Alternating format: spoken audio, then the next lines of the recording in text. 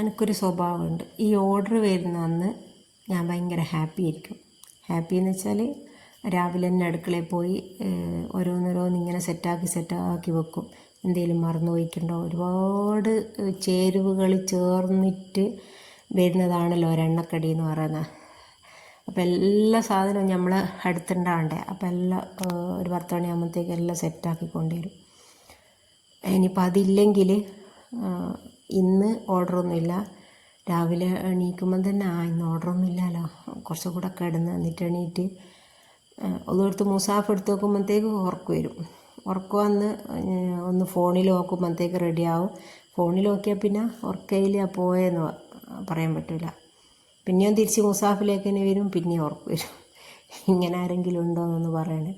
അപ്പം എനിക്ക് തോന്നുന്നത് ഒന്നും കൂടെ നല്ലത് ഓർഡർ ഉള്ളത് തന്നെയാന്ന് തോന്നുന്നുണ്ട്. അപ്പോൾ കാര്യങ്ങളിൽ അതിൻ്റെ വഴിക്കങ്ങ് പോവും. അപ്പോൾ ഇന്നലത്തെ ഓർഡർ എനിക്ക് മീൻകായും കൊഞ്ചം വെച്ചിട്ടുള്ള മീൻകായും ഉന്നക്കായി കട്ട്ലേറ്റ്, അപ്പോൾ ഇതെല്ലാം ഇന്നലത്തെ ഓർഡർ.